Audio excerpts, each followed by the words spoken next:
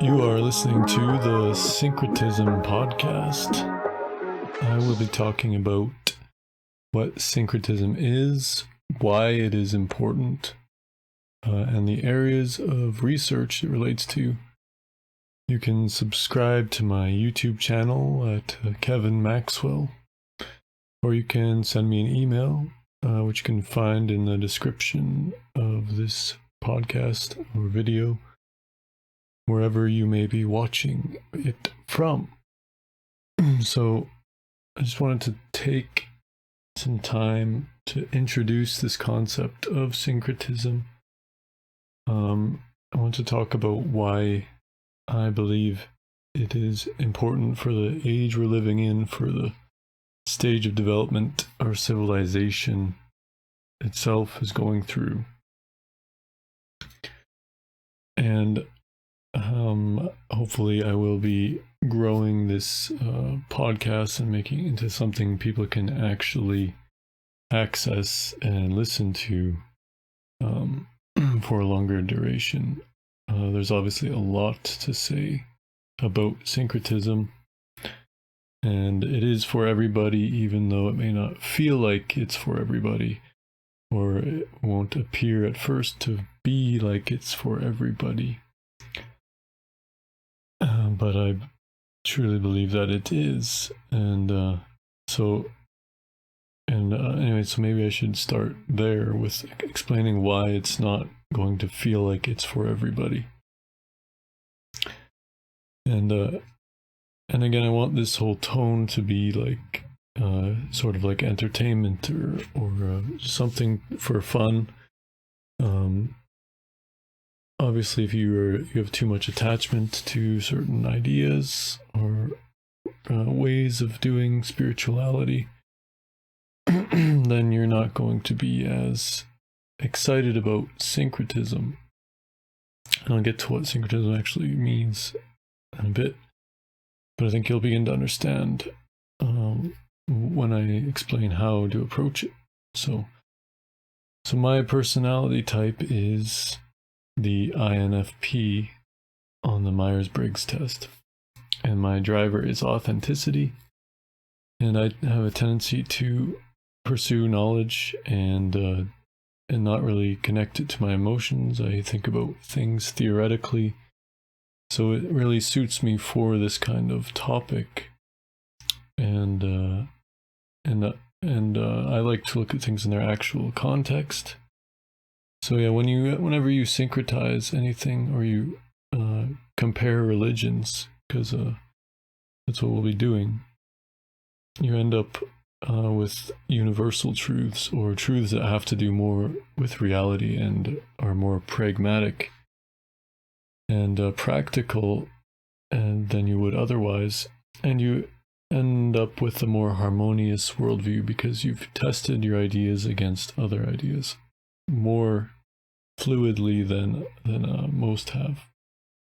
So your ideas tend to flow together more, and that's something that we're going to want, and that's going to get us into the higher stages of development more quickly.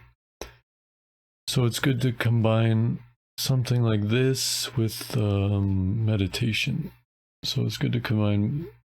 It's good to meditate on a lot of the ideas we're thinking about. If you're a visual learner, it's good to focus on the dualities and the polarities.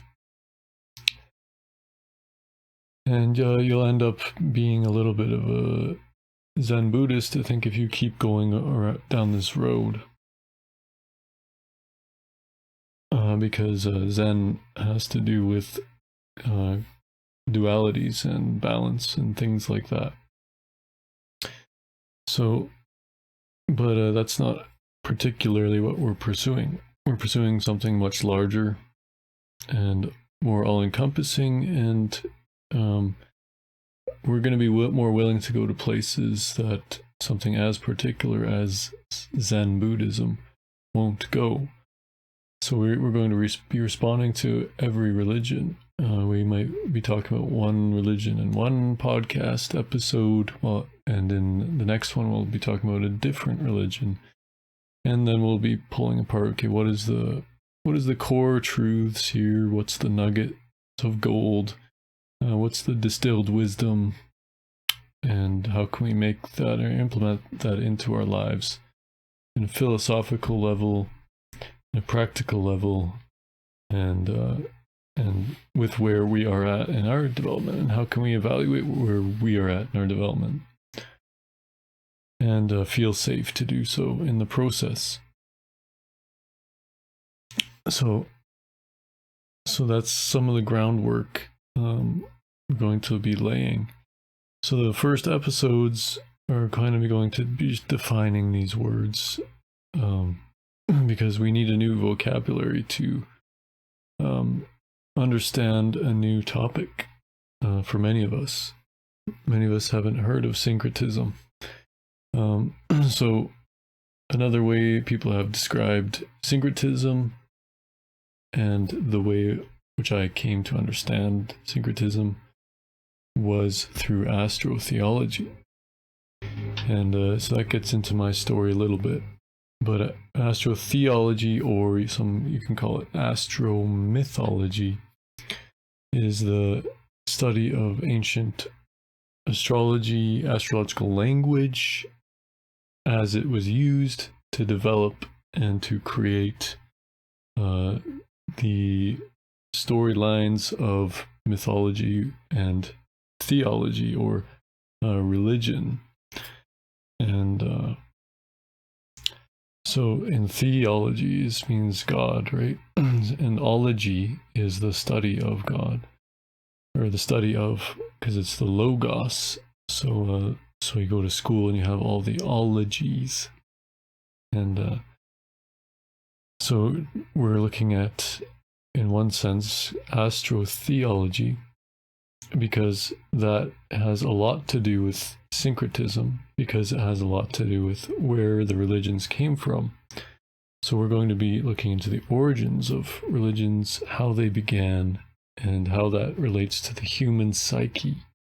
So we're going to be integrating a lot of psychology and comparing that to why religions get started, and how they relate on deep human levels. So people who understand syncretism, like myself, don't necessarily have as much of an agenda, or feel like they have as much of an agenda of fear or something to convert you to syncretism, because we're looking for these truths that are actually more self-evident than most of us will realize at first. So once you've seen that they're self-evident, you don't have as much motivation to uncover them, because they're hiding in plain sight, so to speak. So that is like part of my deal, is trying to get my stuff together, or shit together, so that I can put together like a podcast, or put together something for you guys to help you understand myself, but hopefully not just myself, but hopefully understand all the world's religions and philosophies through a solid foundation of psychological understanding.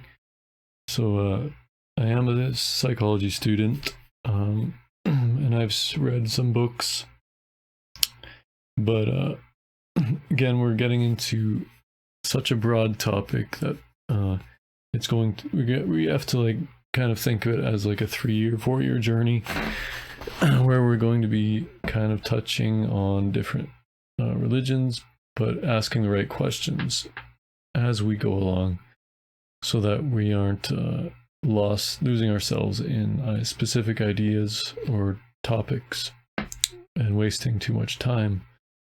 So it's more of getting the big picture from 5,000 feet.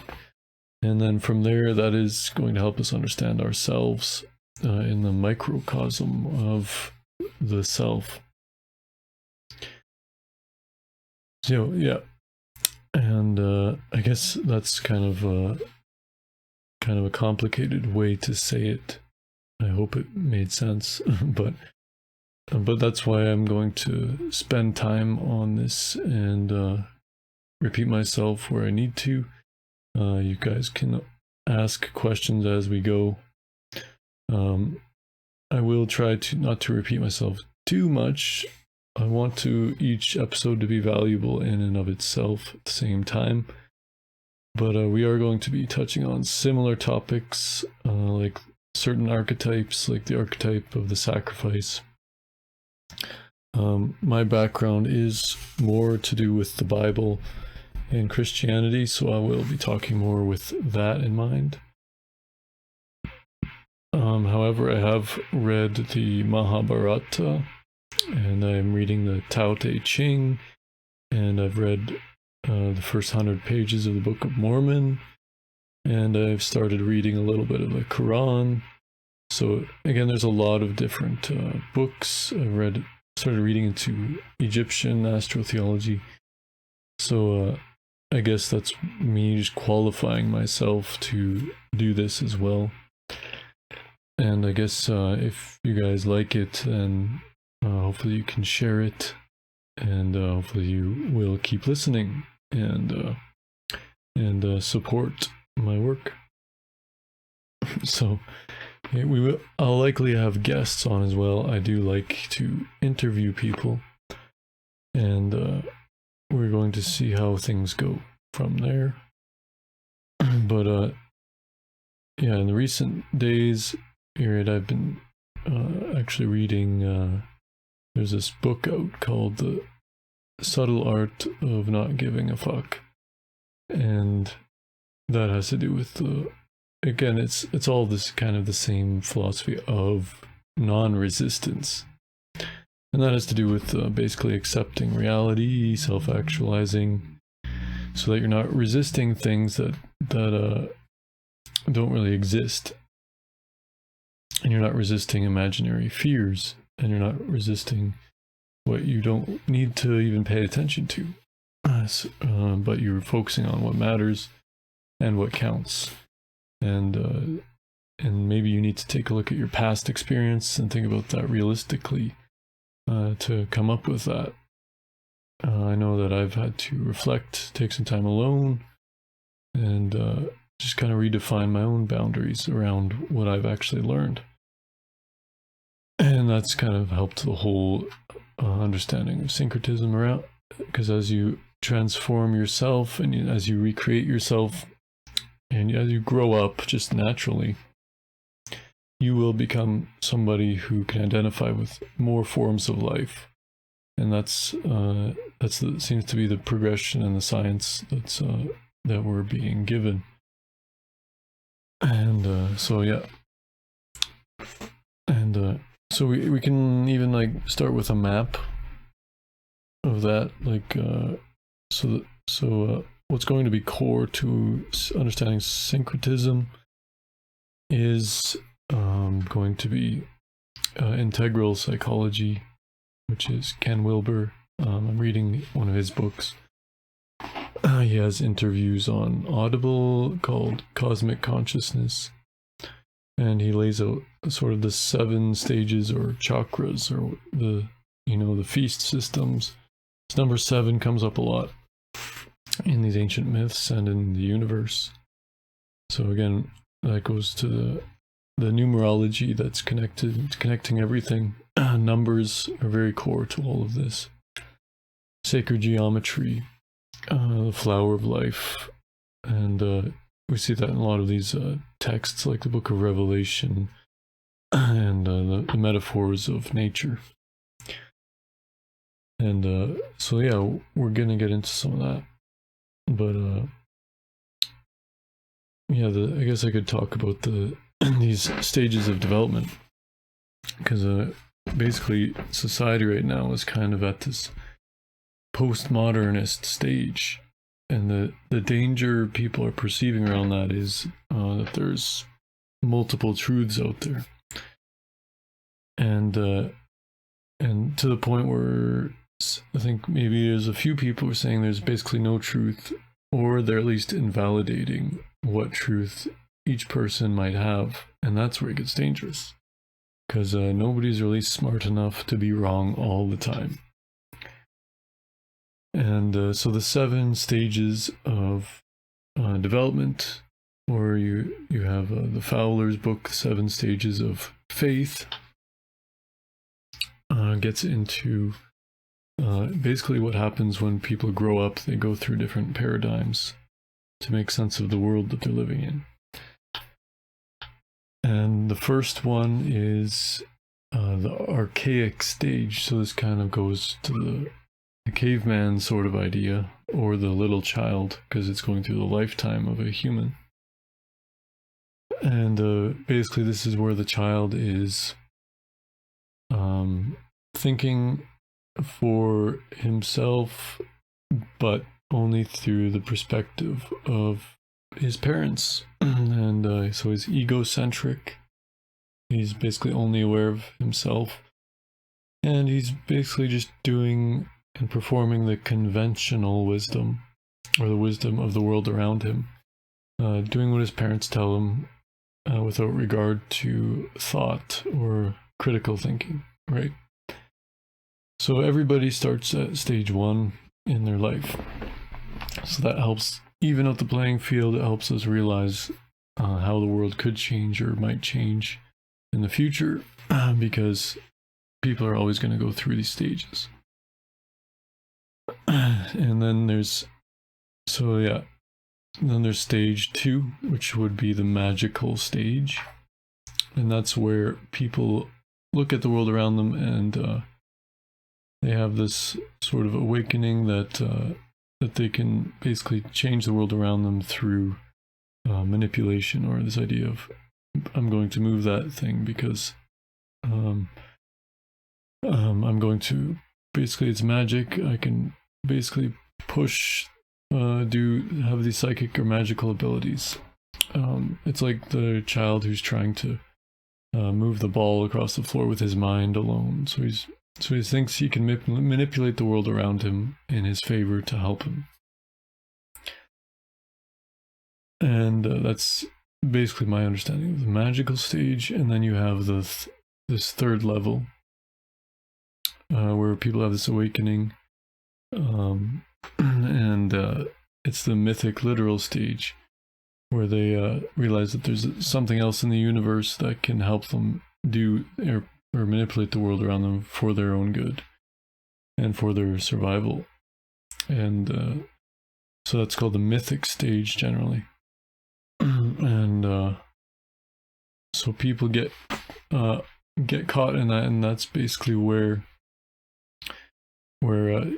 that would fit in with this label of Christianity or Islam or Buddhism or Hinduism, because these religions tend to take their myths literally.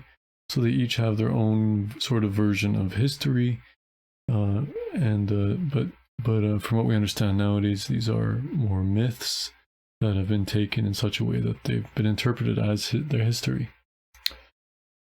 And but that's more advanced. It's a more advanced study than we have time for right now. So we've gone through the first 3 stages: archaic, magical, and mythic. And basically it's 70% of the world's population is at the 3rd stage or below that currently. And some people, and that's fine. Every stage has its benefits. Every stage has its value. And it's not that magic doesn't exist, but the stage conceptions come from understanding how people go from one way of thinking to another, and then they don't go back to the previous one, but instead they integrate that previous stage into a larger and newer stage. So it's like the island has grown. It's not that they've lost that part of themselves, but they're now including it into a larger picture of themselves and of the world. And not everybody does that the same way, and that's okay. So the next stage is the rational stage. So this would be the ideology itself that people would have as their literal myth, or it would be the person who has taken that on for themselves, and they're using their mind as their mind. They don't have like a category of faith for certain ideas anymore, but they still believe that they are right, and they still might have an ideology of rationalism and sense making. So this is normal to go through this stage, and this would help to set aside literalist myths. So now you've kind of started syncretizing more at this stage, because you've seen that, well, this idea doesn't fit with this other idea in the same myth, or it doesn't fit into the reality that I've been living in, and it doesn't. And then those things can build up as time goes on in the world that you live in. So then what happens is the taking the myths literally falls apart. But in order to feel safe and to feel connected to maybe a community, you might still consider yourself like an atheist and join a community like that, just to sort of fit in with the ideology that they have there and feel like we can agree on something, and then that's that. So it isn't until the next stage, which is the fifth stage, that things become a little more complicated, and that would be the pluralistic or the postmodernist stage, and the world, the global community is kind of going into, or maybe is already in the postmodernist or the pluralistic stage. So then you have, of course, these are going to be the postmodernists. There's going to be people there who say, well, they're going to just deny that you have the right idea about anything. Where it gets dangerous is all truth is relative. But the point of the fact is, you're just saying that is, you're making a truth statement. So it's like saying is it absolutely true that there is no truth? And that point can help you move past this pluralistic stage, because and that's what actually this podcast is going to be for, is to help society move past the purely multiple truth stage, and to help build more of an integrated way of seeing the world that says everybody has a piece of the truth. And that's, I believe, what syncretism does, and that's what I want to be a part of, and I want to be part of it happening more quickly.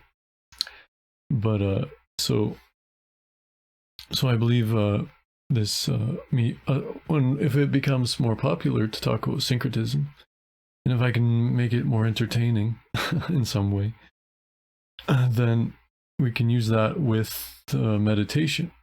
And because this meditation was how it was the only proven way to increase the speed of the psychological development through these stages. And then, of course, the seventh stage is kind of a space holder. But yeah, we just went through, right? So I'll just go through them all again.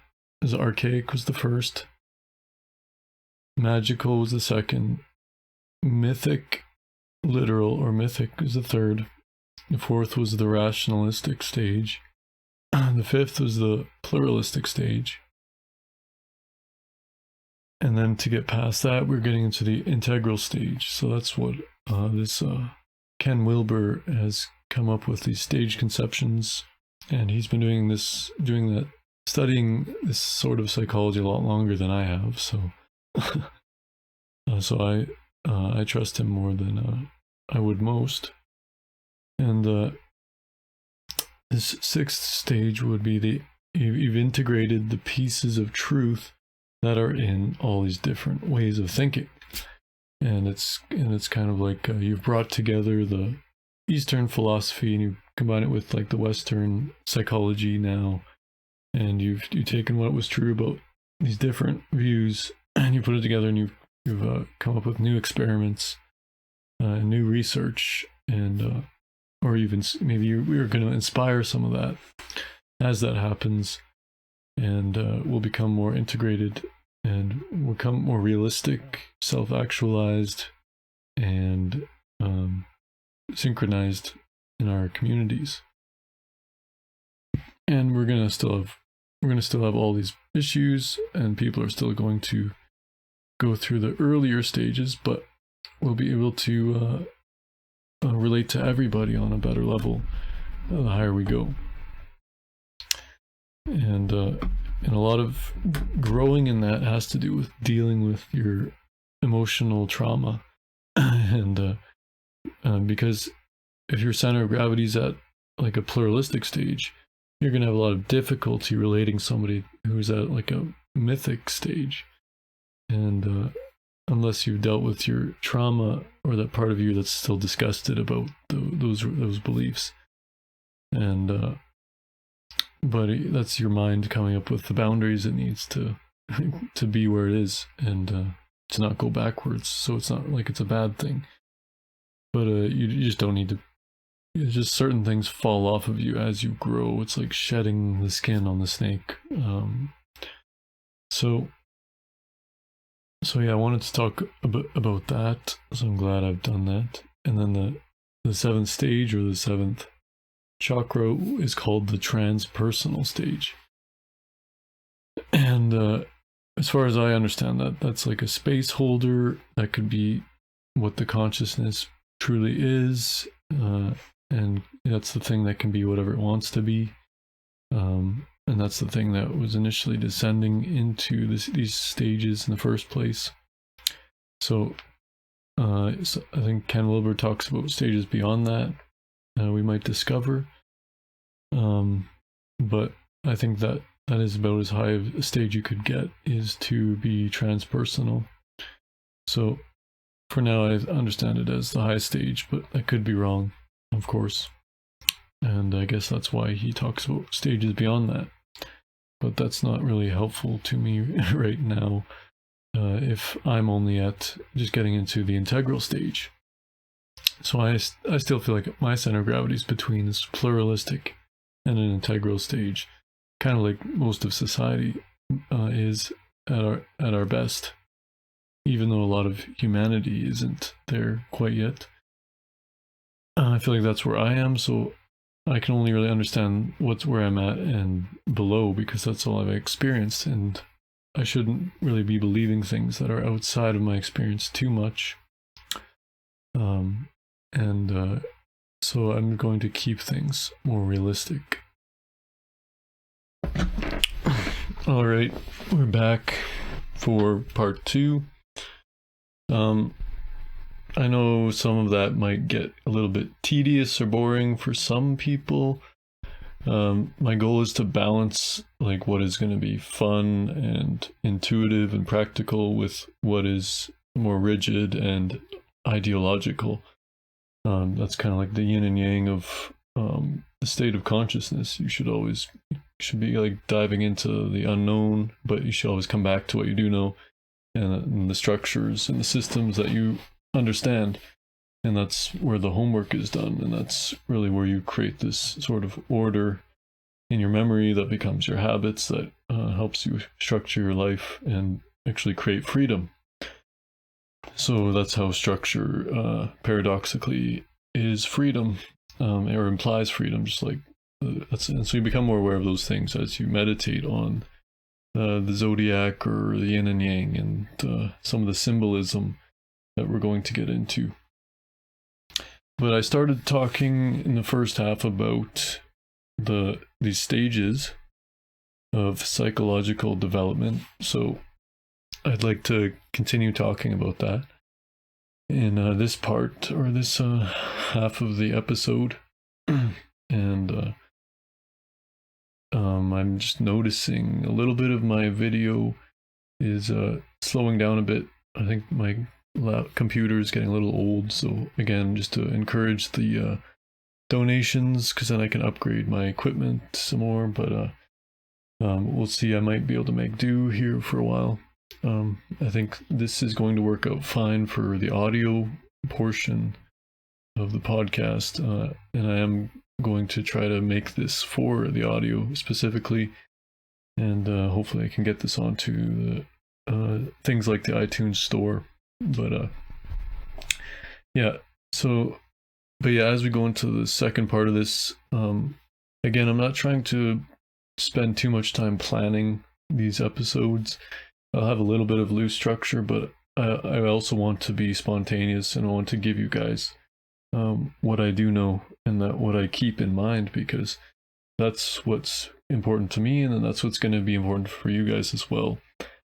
And then of course I have to believe in myself to do that, which means I'm actually implementing this syncretism, and I'm actually mirroring what is valuable, and I have to mirror that to keep this going, and and to keep myself sane. I have to keep reminding myself of what is practical as well, and valuable, and so I can create value and believe in that value for you guys as well.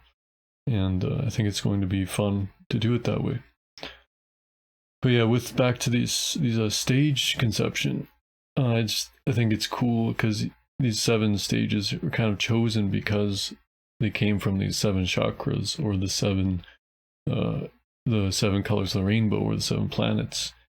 And as you move up through these stages, that actually is you moving up into higher dimensions. So that people talk about the 5th dimension, or these are different things. Well, what's happening is the consciousness is the pure awareness, or the universal consciousness is the purest part of who you are, and whatever you observe is not you, because can you perceive the perceiver? Well, you are the perceiver. In a sense, you are your thoughts, because that even you perceiving things is another thought. So what happens is the pure consciousness is connected. It's just like all the dimensions are connected. So the consciousness perceives all these different dimensions, and it is the dimensions themselves which are all connected, and so they don't operate different apart from each other, but they operate together, and they create the whole system of, like, the Tao, or the universe, and the logos of the functioning order of the universe. And it is like in the Tao, when you try to correct it, or you try to beat it, that's when you deviate from the Tao, or the way, I guess you could say. And so that would be represented in symbolism of the myths by the ecliptic of the zodiac, which has the sun goes on a specific path throughout the year, so that would be the way. And that was what these cults were called. And so this symbolism on the human body is your bottom chakra, or the archaic stage, would be towards your navel. It's like somebody sitting in meditation. The bottom is in your navel, or your crotch region, and that's to do with the bottom 2 chakras, which are to do with the earth and the lower elements. And as you move up through these chakras, your pure consciousness moves up through them. You become identified with different ones, and your center of gravity through the stages of psychological development moves up as well. And of course, the way to speed this up is through meditation itself, and that's what meditation is. You becoming more identified with the pure awareness. And this is how you kind of overcome death, or the fear of death, and the sting of death, which is the sin, I guess, is so then sin was this idea of the material world, or the things that are not you, or the things that are dysfunctional, things that don't have to do with the divine part of you, the divine spark part of you. So that gets into like the Gnostic Christianity, and that's what that is. So all of my sort of astrotheological studies are all connected to all of these things. And so people don't really understand the broadness of that, but but it's what you, there's certain things to remember to help you make sense of like the Bible, and that's really what my journey's been about. And once you really understand even one myth, you can understand all of them, because you're understanding what you're understanding has to do with who you truly are at that point. It's like that verse in Luke 17:21, the kingdom of God is within you. And so when you look within yourself, you understand the parts of your consciousness that is your pure awareness, that is your psyche, and that is your body or your emotions. And you're able to discern what is what. And then you're actually able to say, okay, well, God is this authoritative term. It has to do with this pure awareness part of me. And you kind of realize how you relate to yourself and treat yourself. And so it's all connected even to this self-help movement and stuff. So you can make sense of a lot of things once you understand sort of syncretism. And so to learn syncretism is to really face yourself in a lot of ways, and to face yourself honestly, because you're dealing with a lot of information, and it can be difficult to not get emotional or about it if you haven't seen the whole picture yet. So it's about really creating a safe space for you to explore the unknown and to put all this stuff together. And so that's where I want to say, like, I love you guys, I care about you, and I'm here for you because I know this stuff can be scary to explore if it's something that's really new or it's unknown, because that can seem dark and then that can seem demonic. You might have some subconscious resistance to a lot of what syncretism has for us. And I almost use that term syncretism like synonymously with Gnosticism, because Gnosticism just means like knowledge, and there wasn't really a specific Gnostic sect. A lot of it was the same Christianity, and it just was different kinds of Christianity, and there was a bunch of them. All these different churches had their own gospels, and then all of those were kind of different kinds of Christianity. But if you read the church fathers, there mentions a guy, Basilides, who was like leading this Gnostic sect. So there seems to be some foundation for Gnosticism there. But I kind of talk about it as this wisdom tradition that goes back to Egypt, and the astrotheological system that they had, because you can trace a lot of the stuff in the Gospels back to the Egyptian texts and practices, like circumcision and the anointing with oil, and just the whole sun worship and symbolism of the animals and stuff like that. So that's kind of just like a big picture, and I'm the kind of guy who likes to kind of just talk big picture. I like to kind of give the spearhead point and run with that. So I'm not a huge kind of dry details kind of guy. If you have questions, of course, I'm going to provide those, but I'm the guy who's going to mention kind of what's important, I think, and what's more practical, because I'm more interested in the healing aspects, the practical aspects, what's going to give you peace and joy and love, and going to help you receive that, and because that's what I need.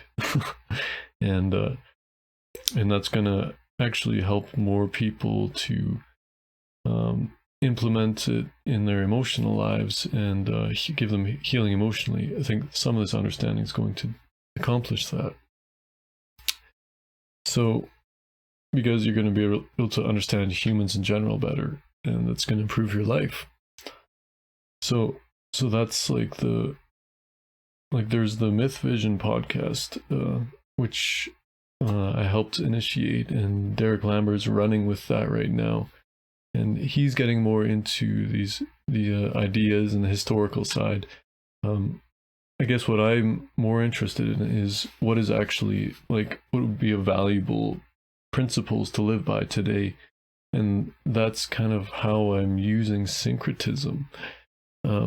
whereas syncretism, just in terms of trying to understand the origins of Christianity, is just how the Romans would have used it, or would have syncretized these earlier religions to create this new religion called Christianity. And they would have syncretized a lot of the Jewish religion or the stuff in the Old Testament, because the New Testament is quoting the Old Testament like 300 times or something like that.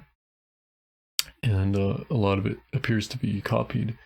That would be the most pragmatic explanation, I believe. And what is pragmatic is what it ends up being logical, is what ends up being the Christ and the truth, and what ends up setting you free from earlier stages of development, I believe. And that's kind of what meditation does for you too, is it helps you think about what is actually going to be common sense, because sense isn't actually that common.